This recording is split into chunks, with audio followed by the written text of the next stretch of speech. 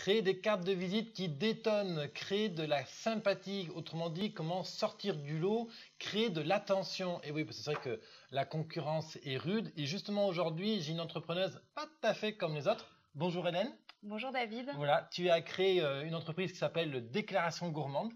Oui. Voilà, alors aujourd'hui, on va faire une émission en 2 temps. Dans la première partie, on va parler de comment se différencier, comment sortir du lot. Justement, Hélène a mis au place un petit objet, justement, on va en parler, un objet gourmand qui permet de créer de l'attention et justement de se démarquer de la concurrence ou puis même simplement de créer la sympathie. Et la deuxième partie de l'émission, eh bien, on parlera de l'entrepreneuse Hélène Hummel. Voilà, qu'est-ce qui l'a poussé à entreprendre et les difficultés que tu as franchies, le site web et tout, parce que justement, Hélène a fait un super site web. On y reviendra donc dans quelques minutes. Alors Hélène, bonjour. Est-ce que tu peux brièvement présenter ton activité? Oui, alors, déclaration gourmande. Donc, comme son nom l'évoque, c'est une déclaration à l'aide de supports gourmands. Donc, l'idée, c'est effectivement de créer une communication inédite, de pouvoir surprendre à l'heure où la gastronomie, la pâtisserie prend toujours plus de place en France et d'ailleurs au-delà, puisque le patrimoine gastronomique de la France est largement reconnu. Donc l'idée, c'est de communiquer différemment et de créer une empreinte gourmande auprès de vos clients pour les remercier, pour marquer leurs esprits, auprès également de vos prospects.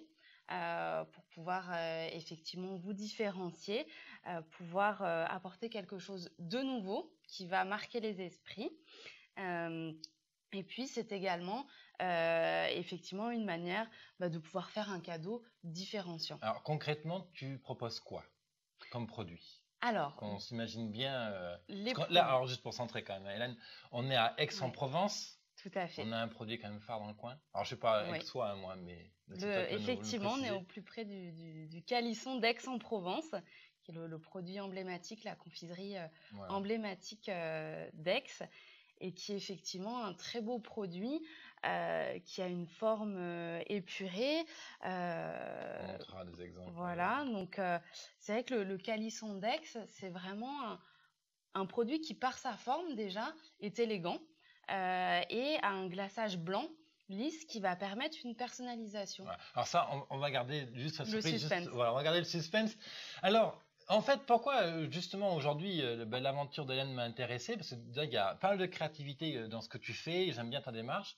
Et ensuite, ça rejoint aussi un live que j'ai fait il y a maintenant 2 mois environ, où justement j'expliquais comment créer des vraies cartes de visite, des cartes de visite qui permettent de créer de l'attention, d'envoyer ses contacts sur un site web, etc. Cette carte de visite, c'est celle-ci. Alors tu la vois pas très bien là sur la vidéo, mais justement dans le live, j'expliquais donc les ingrédients de base qui faisaient une bonne carte de visite. Alors je disais qu'il fallait répondre au qui, au quoi, au comment. Quelle impression donner, comment surprendre, et je montrais aussi comment faire en sorte que les gens se souviennent de toi. Et justement, un des objectifs, c'est je rencontre quelqu'un, qu'est-ce que j'attends de cette personne? Et le but, c'est de l'envoyer sur Internet, parce qu'une fois qu'elle est sur notre site Internet, on peut lui vendre un produit, on peut lui proposer de consommer des articles de blog, ou peu importe ce qu'il y a à faire ensuite.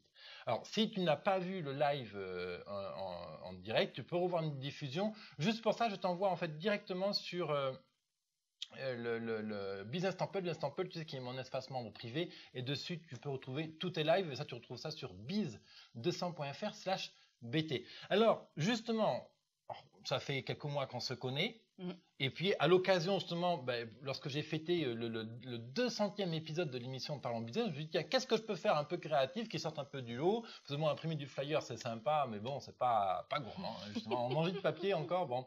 Alors justement, je vais te montrer là tout de suite à l'écran, j'ai une image pour ça. Tu vois, Hélène justement nous a fait des calissons. Ça, ce sont des calissons personnalisés au logo de biz100.fr et avec le slogan. Et c'est exactement, en fait, c'est ton produit phare. C'est avec ça que tu as commencé ton entrepreneuriat? Alors, le Calisson est venu très rapidement, puisqu'effectivement, mon projet d'entrepreneuriat est arrivé en même temps que mon installation à Aix. Donc finalement, les deux se sont rencontrés au même moment.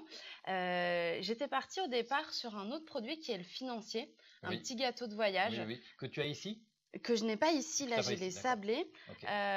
mais qui du coup se conservent un petit peu moins longtemps. Donc c'est vrai que pour des questions aussi de logistique aisée, c'est vrai que les cadeaux, si on fait de la prospection, on a besoin d'en avoir en stock, on a besoin que ça puisse se conserver facilement, que ça s'abîme pas pendant le transport. Et finalement, le calisson Dex était vraiment le produit idéal par sa surface, son glaçage et puis aussi sa logistique simplifiée. Ok, oui, oui. Et lequel est le plus d'ici? Le calisson ou d'autres Le calisson, vraiment d'ici? oui, oui, oui, le Ok, calisson, c'est vraiment ancré dans la tradition d'accord. provençale. Je savais pas, moi là-bas, je viens pas du tout d'ici, je savais même pas que c'était vraiment d'ici en fait. Parce que là, effectivement, le calisson est élaboré à Je partir vais te de faire un melons. scoop. La première fois que j'ai goûté des calissons, c'était cela. Hein. Voilà. Et t'as aimé? Oui, oui, oui, oui, bah, c'est la pâte d'amande en fait, hein, essentiellement. Alors, Quoi. de l'amande et du melon confit et de l'orange confite. Non, ça, je savais pas. Donc, voilà, c'est vraiment un produit typiquement provençal, puisqu'on va avoir le melon de Cavaillon et l'amande de Provence. Ok, mais c'est génial. Alors voilà, justement, on a des cartes de visite qui détonnent. Donc, je vais te remettre l'image là, sur l'écran. Alors évidemment, Hélène fait des sablés, elle fait plein de choses. Je t'inviterai d'ailleurs à aller voir son site web. Je te mettrai les références dans la l'épisode c'est l'épisode pardon 203. Donc, tu peux aller sur biz200.fr 203 et tu retrouveras l'adresse d'Hélène, son site internet, etc., qui est déclaration-gourmande.fr, c'est ça? Exactement. Exactement. Voilà. Alors, ce qui est intéressant, c'est que là, on a un objet qui est facile à se procurer, que c'est pas excessivement cher. Hein. Si on compare justement au fameux stylo, au fameux, je sais pas, couteau, aux marques, etc. Bon, c'est boring, c'est vu et revu, ça c'est plus créatif. Alors justement, en plus, ce qui est très intéressant avec l'objet qu'on mange, c'est que d'un point de vue psychologique, d'un point de vue reptilien, il faut savoir que manger, c'est un acte de survie hein, sur la pyramide de Maslow. Et donc, quand tu offres en fait des calissons à des clients, tu lui proposes de faire un acte de survie en commun. Et ça paraît peut-être complètement futile.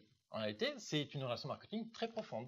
Oui, tout à fait. C'est vrai que de plus en plus, on vit un marketing par l'expérience. On cherche à faire vivre des expériences aux clients. Et tu as une anecdote comme ça, peut-être, à nous raconter par rapport à un cadeau qu'un client a fait Alors, effectivement, tous les clients souhaitent effectivement faire vivre une expérience. Donc, elle va être différente. Il y a eu par exemple Lancôme qui avait fait une très belle opération au sein des duty-free dans les aéroports, puisqu'effectivement, il y a beaucoup de passages, on est très pressé.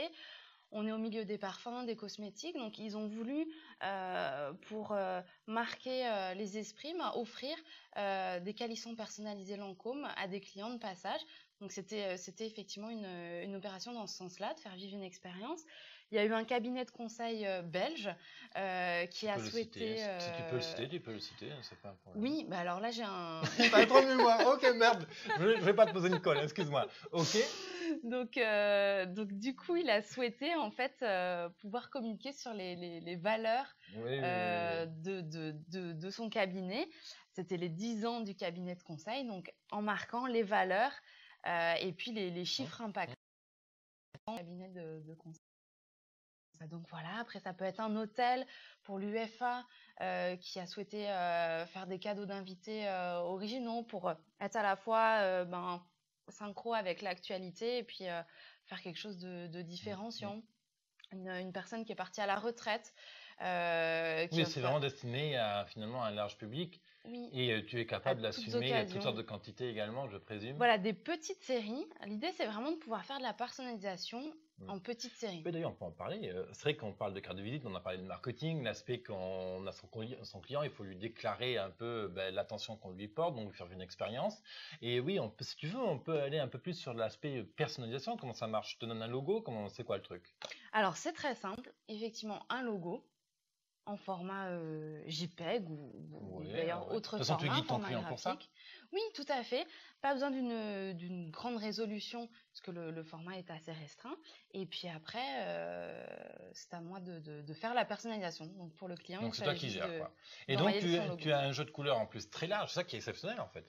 Oui, en fait, on est comme sur une impression en jet d'encre classique papier, exactement. Sauf que c'est des colorants alimentaires qui passent dans les cartouches. Exactement, tout à fait, incroyable, avec une technique. Et alors, ouais, donc là, tu nous as amené des exemples. Donc, elle livre ça, par exemple, dans des petites boîtes comme ça, où dedans, il y en a 10, hein, c'est ça? 6. Là, on en a 6. Dans une petite boîte comme ça, en plastique. Des sachets, tu fais en vrac. Voilà, là, on a une boîte de 12. Et d'ailleurs, j'en ai envoyé des boîtes comme ça, quelques-uns admirateurs et vraiment vrais fans du blog d'ailleurs. Et oui, tu peux me montrer si tu veux là, tous les échantillons. Parce qu'Hélène, en fait, a fait la timide. Elle nous a mis tous les échantillons. C'est pour pas que David les mange. On les laisse. Non, j'ai effectivement. Tu peux montrer comme ça si tu veux les sachets. Après, on vous mettra les photos sur l'article du blog. Hein, si tu vas sur businesscent.fr/go/203, tu auras les photos en détail des produits ou même son site internet, déclaration-gourmande.fr.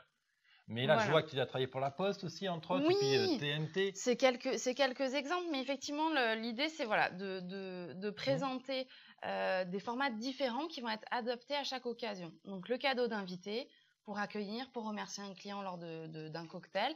Et puis après, des jolis packaging, des jolis coffrets cadeaux, parce qu'effectivement, le contenant et le contenu sont très importants. L'aspect cadeau est vraiment important. Donc, on est sur du beau coffret cadeau. Et puis après, effectivement, comme tu le disais, du vrac pour des événements et en petite et en grande série. Alors, il y a une question qui me taraude un peu. On parle beaucoup de marketing, de forme, d'emballage, d'impression, etc. Mais on ne parle même pas de l'objet lui-même. Finalement, c'est fabriqué comment? C'est fabriqué à Aix-en-Provence? C'est fabriqué en... Bien sûr. À Aix-en-Provence, on travaille avec des confiseurs d'Aix-en-Provence. On a sélectionné nos produits en faisant un test à l'aveugle, tout simplement, en proposant différents calissons de différents confiseurs. Des vraies différences? Il y a des vraies différences au niveau des calissons. Il y a des vraies différences. C'est quoi un bon calisson alors, il y en a qui vont être plus concentrés en amande, d'autres qui vont être plus concentrés en melon confit ou en orange confite. Ça, c'est une question de goût, mais avant tout, ce qui fait la qualité d'un calisson, c'est qu'il n'y ait pas trop de sucre et que vraiment la recette fasse place à l'amande ou au melon ou à l'orange, mais voilà, pas trop de sucre. Il y a des critères spéciaux comme ça ok, il y a des compétitions de calissons, il y a ce genre de choses comme... Je ne sais pas, il y a tous les ans une traditionnelle cérémonie du bénédiction du calisson.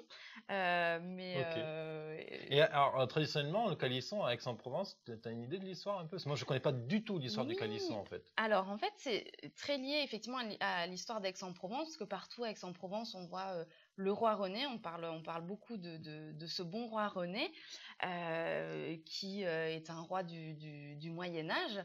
Et la roi peste. Local, oui, tout à fait, voilà. Et à l'époque, en fait, il y avait la peste. Il a notamment eu un rôle par rapport à ça. Et le calisson, en fait, son histoire, elle est liée à son mariage avec la reine Jeanne, qui en fait a découvert cette confiserie lors de son mariage. Le pâtissier du roi René a souhaité créer une confiserie pour la reine Jeanne. D'accord, tout démarre de là alors. Voilà, c'est l'histoire. Après, il y en a d'autres, mais c'est une des histoires. Oui, je sais. Oui, après. Est-ce que tu veux ajouter quelque chose par rapport à tes produits, à ta création, Alors, effectivement, on a beaucoup parlé du calisson d'Aix-en-Provence, mais on travaille aussi avec un sablé pur beurre. Que tu as là. Voilà, donc là, effectivement, avec un exemple avec la Poste. Voilà. On travaille aussi le financier, comme on le disait. Le macaron, qui est un petit peu délicat en termes de logistique. Plutôt, oui. Mais voilà, l'idée, c'est vraiment de travailler avec des bons produits. Des bons et des beaux produits en fait, pour avoir un message qui puisse vraiment impacter les clients. Si tu es d'accord, on peut passer à la deuxième partie de l'émission. Oui. L'entrepreneuse donc Hélène Hummel, qui a créé donc Déclaration Gourmande. Quand est-ce que tu as créé Déclaration Gourmande? Il y a 2 ans. Il y a exactement 2 ans. Le site a été lancé fin septembre. Donc 2014. Voilà, donc on est pile. On est pile aux 2 ans du site. Heureuse aujourd'hui? Oui, complètement. Donc, ça y est, là, ça marche bien. Le lancement, tous les... Tu as atteint un rythme de croisière ou tu es encore sur une phase de croissance? Comment ça se passe pour toi? Là, j'atteins mon rythme de croisière avec encore des challenges, avec bien sûr aussi une activité qui est, on va dire, rythmé par les différents mois, Oui, puisque je travaille à la fois pour les entreprises dont l'activité va être plus forte en fin d'année avec les mhm, cadeaux d'affaires, et puis également avec les particuliers. Donc là, ça oui, va plutôt être des cadeaux pour les ouais, baptêmes, les ouais, ouais, mariages, ouais. donc plutôt la J'ai belle cru saison. comprendre aussi que tu faisais des salons sur Paris, Marseille. Oui, des salons, donc un salon professionnel pour tout ce qui est cadeaux d'affaires à Paris, Mhm. des salons pour les particuliers, tout ce qui est salon du mariage avec Ouais, ouais, ouais, ouais. et puis une communication effectivement sur Internet, bien sûr, et puis également à l'aide de communiqués de presse, d'articles blog, voilà. Aujourd'hui, si tu es d'accord, on peut revenir il y a 2 ans en Oui. arrière. Qu'est-ce qui fait est-ce que pour toi déjà entreprendre c'est quelque chose de naturellement naturel? Of course, yes, I will become an entrepreneur. Est-ce que C'était dans un coin de ma tête, c'était quelque depuis part. longtemps? Tu faisais quoi alors avant? Alors, avant, moi, j'ai un profil classique école de commerce Ouais, à Toulouse.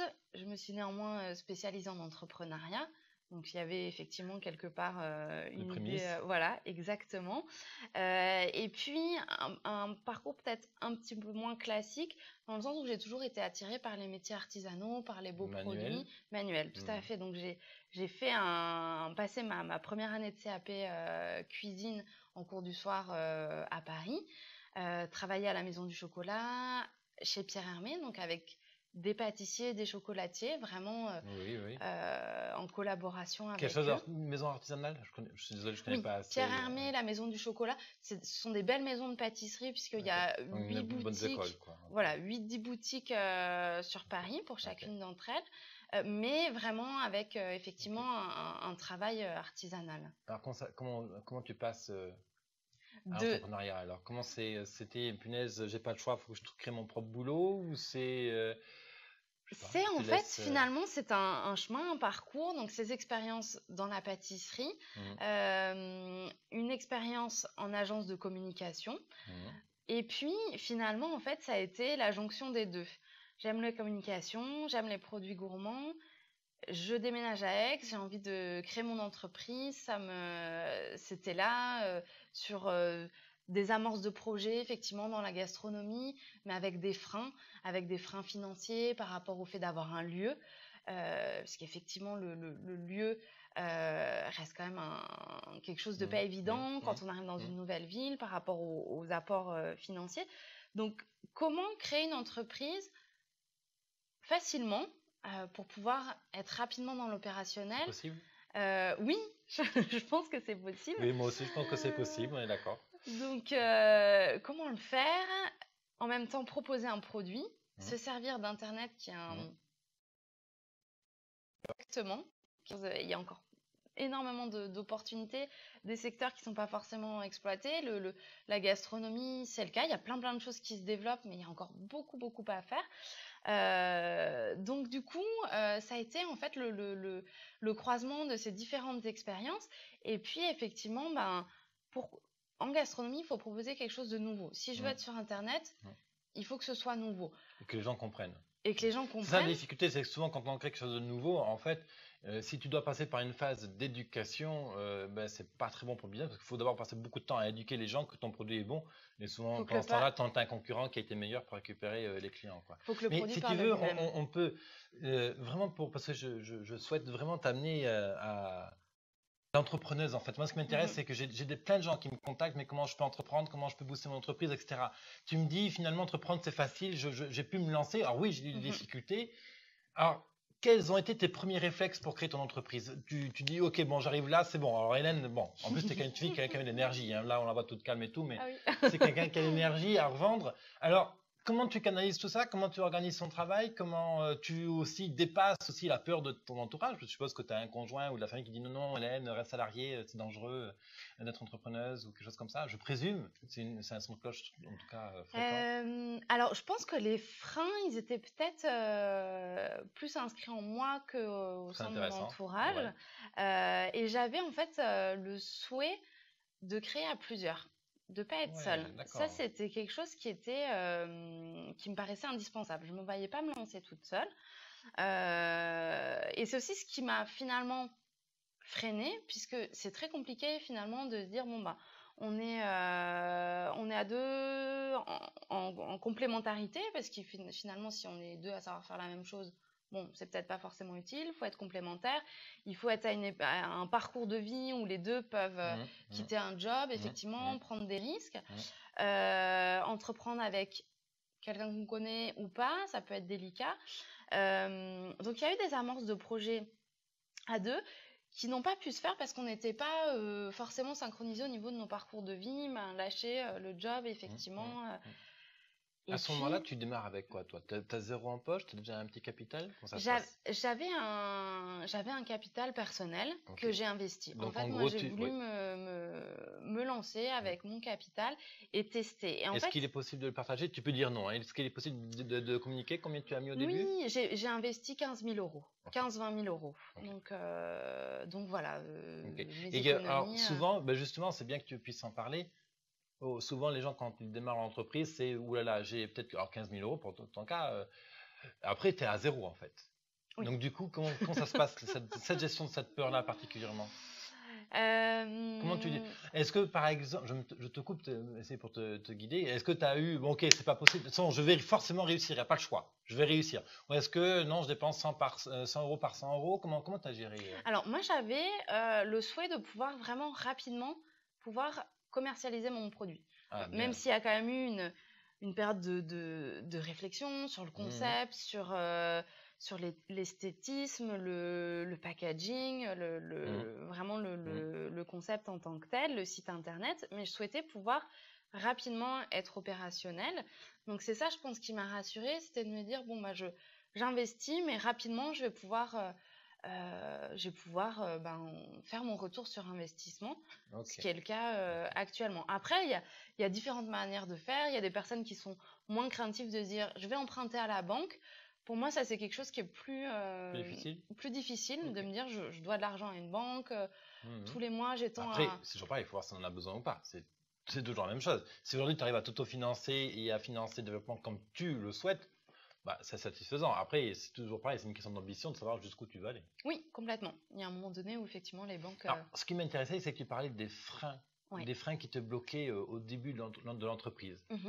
Donc, en effet, effectivement, au niveau des freins, me lancer toute seule. Donc ça, c'est quelque chose qui était bloquant pour moi. Donc, tu as cherché du monde, finalement, pas forcément des vrais échecs, mais tu te rends compte que c'est pas les... Que ça se fait pas. Alors du coup, ça débouche sur quoi, ça? Finalement, je pars m'installer à Aix-en-Provence pour suivre mon conjoint, avec effectivement là cette nécessité finalement de créer mon emploi, puisque je quitte Paris, mon entreprise. Donc il fallait de toute façon que je crée mon emploi. Donc finalement, les choses se sont faites naturellement. De par mon arrivée à Aix-en-Provence. D'accord. Donc de là, c'est bon, ok, plein pot, on y va. À ce moment-là, quand tu arrives, tu as déjà ton logo, tu as déjà le concept abouti ou? Non, j'avais démarré à Paris pendant ma fin de contrat. Oui. Démarrer les idées et puis après que je me suis lancée. Tu étais déjà sur l'idée de personnaliser un objet qu'on mange, c'est ça? Pas du tout. Ok, d'accord. Pas du tout. Alors, pour la petite histoire, effectivement, donc mes projets avec d'autres personnes étaient dans la gastronomie. Et puis, j'ai une autre passion, c'est la musique. Donc, j'ai fait beaucoup de violon plus jeune.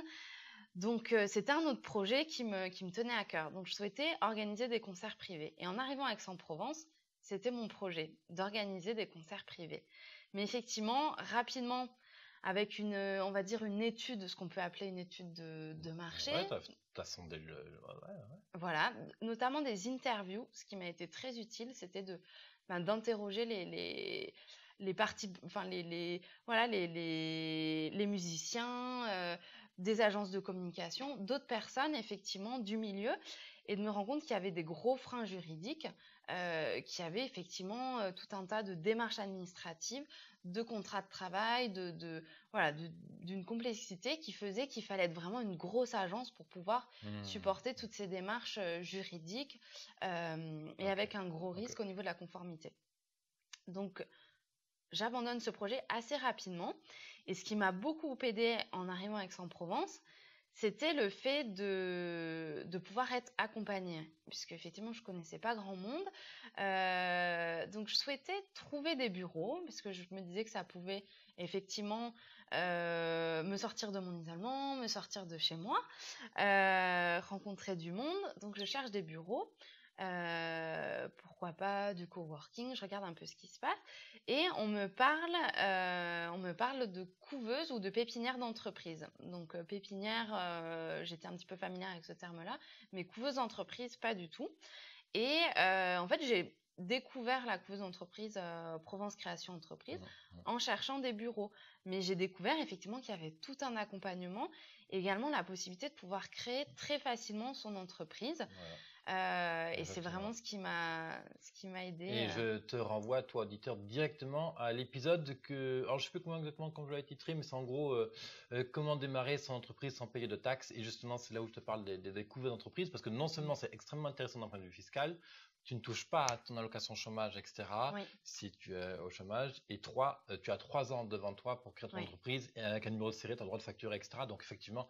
Et en plus, ils ont les couveuses ont une obligation de conseil auprès des entrepreneurs qu'ils Complètement. Et ça donc là, tu te dis banco, là, en fait. Voilà, ça m'a donc je suis rentrée dans la couveuse avec ce projet, effectivement, de concert privé. Rapidement, au bout de 1 mois et demi, je me rends compte que c'est pas le bon projet. Et là, j'ai pu rebondir et réorienter mon projet. Donc, tu refais encore un pivot. Complètement. Alors, je vais te couper. Alors là, ce qui est très intéressant chez Hélène, c'est qu'en fait, tu as... Alors, quelle difficulté, quel degré de peine tu as, ça je ne sais pas, si tu n'en parles pas, mais tu bascules d'un projet à un autre finalement relativement facilement. Je ne sais pas combien de temps il te faut pour basculer de l'un à l'autre. Tu as une peine, je suppose. Bon, il faut faire le deuil. Oui, c'est vrai. Mais ce qui est très intéressant, c'est en fait, Hélène fait des pivots. Elle se rend compte, ok, là j'ai faux, je bascule. Ok, j'attache. Je mets peu d'affect, donc d'affectif, d'émotion dans le projet que je fais et je passe au suivant. Voilà, et ce qui m'a aidé, c'était vraiment un atelier qu'on a fait au sein de la couveuse sur la cohérence porteur-projet avec son projet en fait. De voir quelles sont tes aspirations personnelles, professionnelles, comment est-ce que tu te vois dans 5 ans, qu'est-ce qui te plaît. Et c'est vraiment cet atelier qui m'a permis de me réorienter. Bon, après, il y a eu d'autres étapes, mais ça a vraiment été un déclencheur pour changer et amorcer le projet de déclaration gourmande. Et de là, tu démarres. Alors, on ne va pas aller trop dans le détail, mais si aujourd'hui, il y avait un vrai frein, quelque chose qui t'a vraiment coûté très cher, pas en argent, mais vraiment en émotion, en énergie, en truc à travailler, est-ce que tu es prêt nous donner un point ou est-ce que on passe à un autre sujet?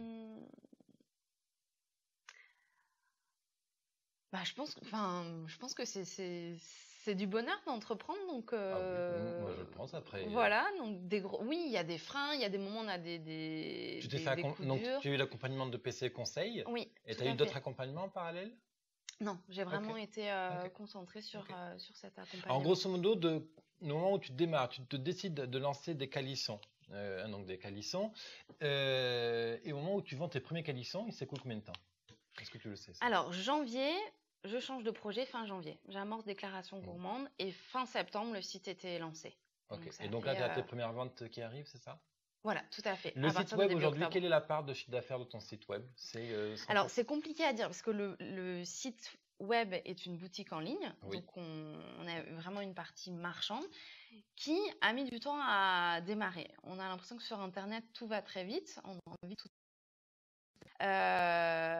Mais il y a quand même un temps important pour le référencement, pour la notoriété du la moyenne site. Quand le site n'a pas été conçu pour le référencement, c'est 6 mois. C'est... Alors justement, puisque tu parles du site web, en gros, le site web, pour répondre à la question, est-ce qu'il t'apporte du chiffre d'affaires, c'est vraiment, il sert à compléter ton argumentaire de vente en fait. Alors, donc je te disais effectivement que c'est pas facile à évaluer parce qu'il y a la partie boutique en ligne qui elle est clairement quantifiable. Et après, il y a toute la partie entreprise. Mais où là, la plupart du temps, les entreprises quand même me connaissent parce qu'elles ont découvert le site internet. Alors, donc finalement, c'est un vecteur de communication hyper important. C'est très clair. Exactement, c'est un vecteur qu'on appelle d'acquisition. Il te permet de drainer des gens qui ne te connaissent absolument pas en clients potentiels. Aujourd'hui, est-ce que tu peux nous dire que ta boutique représente 20% de ton chiffre d'affaires, 15%, 30%? Alors, la boutique, clairement, monte en puissance. Au départ, c'était peut-être Oui, effectivement 10%. Mm. Et à l'heure actuelle, j'arrive à 25-30%, D'accord. purement Ok. de boutique en ligne. Alors, il y a un truc qui est super intéressant, je vais te remontrer le site. Le site est super bien conçu en fait. Déjà, l'ensemble graphique est super intéressant.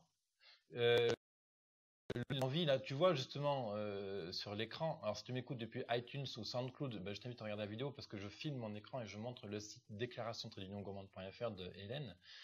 Et justement, donc on est vraiment au minimum en fait. On communique vraiment le minimum et on a l'image, on a un petit prix, on a les commentaires.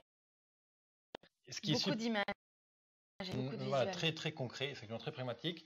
Et aussi, c'est que tu rappelles on va dire les premiers bénéfices et caractéristiques clés de ton produit, donc fabrication artisanale, un cadeau personnalisé, le paiement sécurisé. En vrai, c'est tous ces détails qui font que la boutique effectivement permet C'est vrai qu'on a eu d'accrocher quoi. On a eu un gros travail effectivement le printemps dernier sur les paniers abandonnés. Qu'est-ce qui fait que on peut avoir des paniers abandonnés? Et en fait, il y a tout un facteur. Il faut vraiment être dans le détail, vraiment pouvoir analyser le comportement des clients, quelles questions ils vont se poser, à quel moment ils vont être bloqués, quels sont les freins qu'ils peuvent avoir. Et alors, comment tu as résolu une partie de ces questions? Alors, notamment en installant un chat sur le site. Génial. Oui, Zopim pour Exactement, tu connais cet outil.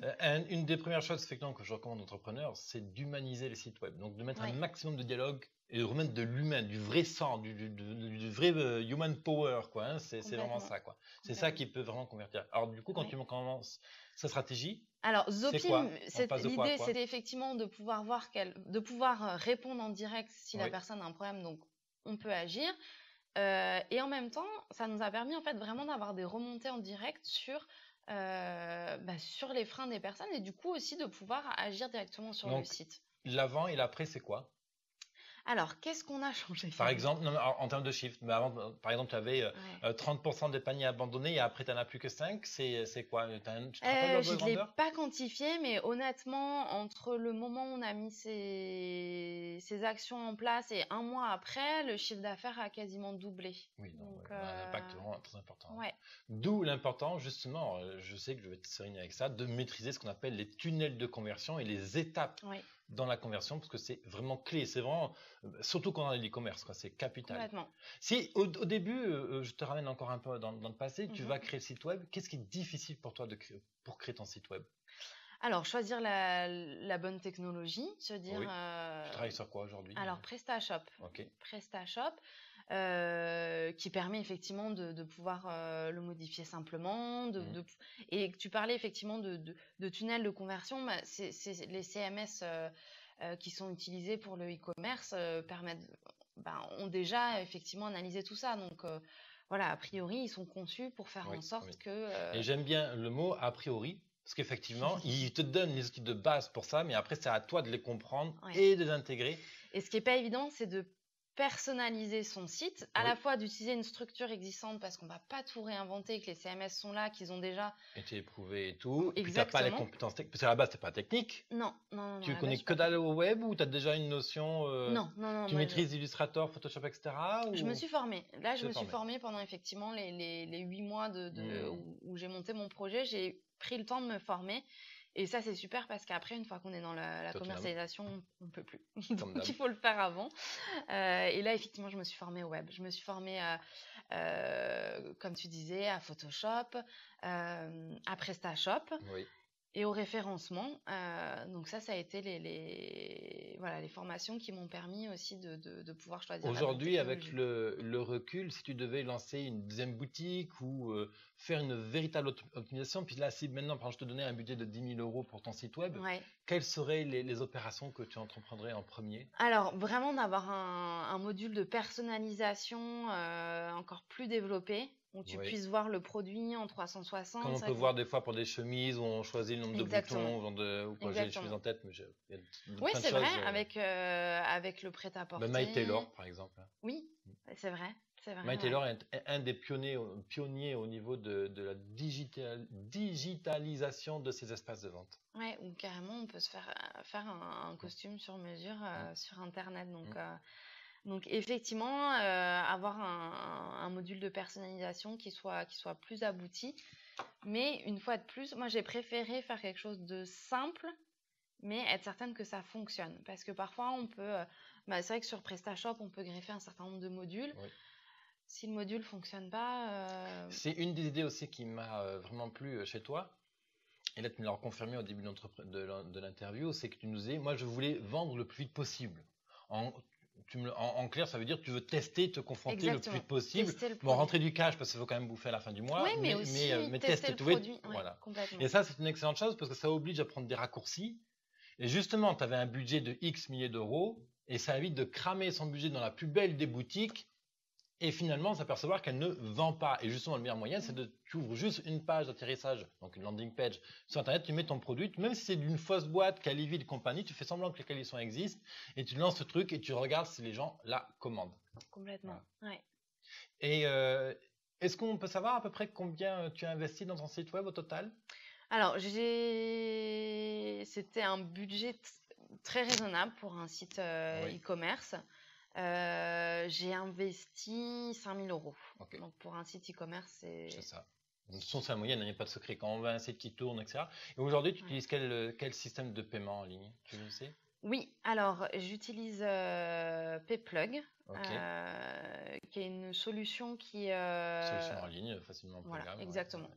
Et on peut les appeler facilement. Et tu as intégré qu'une seule solution de paiement ou tu as Non, d'autres? justement, lors du changement des adaptations par rapport au panier abandonné, Oui. on a également mis PayPal. On a mis en place PayPal, que j'avais pas mis en place parce que il y avait des petits bugs. Après, bon, j'ai lancé le site, j'ai laissé ça de côté. Donc, c'est bien effectivement de pouvoir proposer plusieurs moyens de paiement. On va ouvrir une porte vers le futur. Oui. Comment tu te vois dans un an, par exemple? Alors, dans un an, j'aimerais pouvoir avoir mes propres locaux, parce que là, effectivement, je suis toujours au sein de la couveuse d'entreprise. Des locaux à Aix-en-Provence, par exemple? Oui, aux alentours d'Aix-en-Provence. Et du coup, voilà, de pouvoir avoir une logistique plus facile pour moi, de pouvoir aussi pouvoir travailler avec des stagiaires, un apprenti, et à terme pouvoir Aujourd'hui, du embaucher coup, tu quelqu'un. as un associé ou pas alors? Non, je suis seule. Voilà. Donc, mais accompagnée par la couveuse PCE Conseil. Oui, tout à fait. Finalement, c'est ton associé actuel, quoi, on va dire ça comme ça, Oui. en termes de béquille mentale ou de coaching, de support. Voilà, et je travaille également avec Brunch Me Up, qui est un traiteur sur Aix-en-Provence, qui fabrique les financiers. Et donc, on travaille ensemble, donc c'est aussi une collaboration. J'ai aussi des relations privilégiées avec mes fournisseurs. Mais effectivement, à terme, j'aimerais bien pouvoir avoir mes propres locaux et pouvoir avoir mon équipe. Et tu as un mentor ou des mentors ou des modèles en entrepreneuriat ou des choses des gens que tu admires? Oui, alors, en fait, c'est des amis d'école de commerce qui ont lancé leur entreprise avant moi. Donc Juliette qui a créé Dessine-moi un soulier. Je sais pas si tu connais. Non, mais le nom est évocateur. C'est du même type que Déclaration Gourmande. C'est de nom génial. C'est comme ici on a Massigal et Fantastique. Ah ouais, c'est vraiment des noms géniaux, quoi. Alors c'est vrai que je la connais pas encore assez cette femme qui fait ça. C'est une femme, hein, je me trompe pas. Oui, Corinne. Qui a un super Massigal blog est fantastique. Ici on a aussi Dessine-moi une chaussure, je crois, justement apparemment un projet. Il y a un autre projet au niveau des Mais on va rester sur toi, excuse-moi. Je suis bon pour faire des digressions, là, faut me rappeler à l'ordre. Donc Dessine-moi un soulier, qui est une entreprise qui permet de créer tes propres... Elle a un site web? Oui, on peut la citer, donc dessinez-moi un soulier.fr, je présume. Exactement. Ben voilà. Vous mettrez l'adresse aussi sur businesscent.fr/go/203. Voilà, avec des très belles chaussures fabriquées en France, à Romans-sur-Isère. Génial. Et on peut choisir, donc vraiment d'une très belle qualité, on peut choisir son modèle, le cuir. Et donc ça t'a inspiré justement à créer Ou ça t'a drivé, ça t'a conduit un peu En quelque sorte, parce que moi, j'étais passionnée par la gastronomie. Et puis, Juliette, elle était dans la personnalisation, dans le sur-mesure. Donc, je pense qu'effectivement, ça m'a inspirée. Et puis, j'ai une autre amie, Agathe, qui a fait la même école. On a toutes les trois fait la même école de commerce à Toulouse, qui a créé Lemon Curve, qui est un site internet de lingerie multimarque. Donc, c'est un petit peu le Sarenzo, mais de la lingerie. Donc voilà, c'est ces échanges-là qui m'ont, voilà, ces retours d'expérience qui m'ont permis de me lancer. Tu veux ajouter un commentaire? Tu veux donner un conseil aux entrepreneuses qui se lancent? Eh ben, effectivement, je pense que être accompagné, alors, effectivement, être accompagné, c'est indispensable. Après, il y a plein de modèles différents. Tout à fait. Notamment la couveuse entreprise, mais il y en a plein d'autres. Ne pas rester seul, surtout au début. Quand on teste le produit, il faut vraiment pouvoir le challenger, pouvoir avoir des retours. Moi, c'est vraiment ce qui m'a permis de faire évoluer le projet, l'intelligence collective. Et puis, donc voilà, l'intelligence collective, être accompagné. Et puis effectivement, pouvoir se lancer rapidement, je pense que c'est important pour pouvoir rester dans une bonne dynamique. Je pense que c'est important. C'est génial. Voilà. Ben écoute, si tu veux ajouter quelque chose, c'est le moment. Sinon, on va... merci David pour cette interview. Merci de... Donc, tu retrouveras toutes les coordonnées de Hélène Hummel et de son entreprise, Déclaration Gourmande, sur la page qui résume cette émission Parlons Business, qui est publiée tous les jours. Donc, pour avoir le résumé, tu vas sur biz200.fr/go/203. Et justement, pour bien conclure cette émission, tu te rappelles que le titre, c'était « Comment créer des cartes de visite qui détonnent ». C'est tout par de là. L'idée, c'est de créer un objet personnalisé sur lequel on va pouvoir créer une communication avec une belle expérience, communiquer de la valeur auprès de son client. Et justement, tu sais que j'avais fait un live sur les cartes de visite et je t'invite justement à aller voir ce live sur Business Temple, et pour ça tu vas sur biz200.fr/bt. Sinon, si tu m'écoutes depuis iTunes ou SoundCloud, tu as la description juste en dessous pour aller sur Business Temple. Merci à toi Hélène. Merci David. À bientôt. Bye bye. À bientôt. Allez. Prends du temps pour créer une bonne sensation. Voilà, je vais faire une conclusion et non, c'est raté. Il n'y a pas. C'est l'heure de manger un calisson. Exactement, oui. Allez, accélère ta boîte. À demain. Et sinon, sur Business Temple pour le live de comment créer une carte de visite qui détonne. Bye bye, entrepreneur.